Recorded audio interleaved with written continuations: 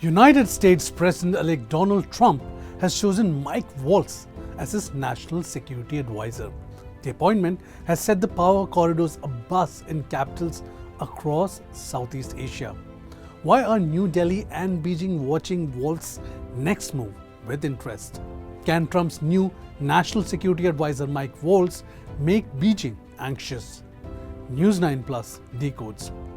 Let us try and understand the strategic significance of the move. The appointment of Mike Waltz as National Security Advisor by US President-elect Donald Trump indicates a tougher stance on China. It may also mean advantage India or a bolstering of India-US ties. Why is it so? Well, it is his reputation that precedes him.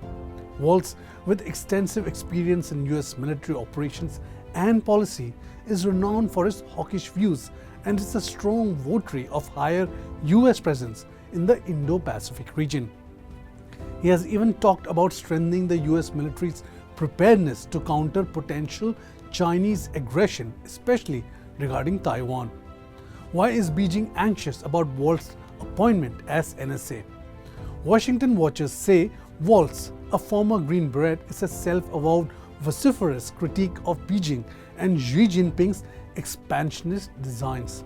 Therefore, with him in place in the strategic post, the inference is obvious.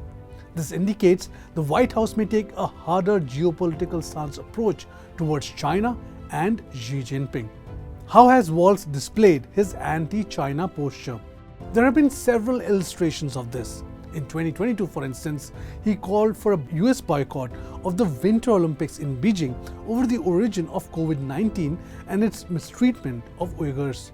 In a recent article written along with former Pentagon strategist Matthew Kronig, he argued that America must shift its strategic focus from Europe and the Middle East to the Indo-Pacific.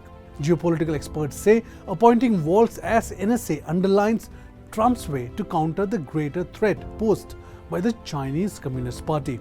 He writes, the next president should act urgently to bring the conflicts in Ukraine and the Middle East to a swift conclusion and finally focus strategic attention where it should be, countering the greater threat from the Communist Party.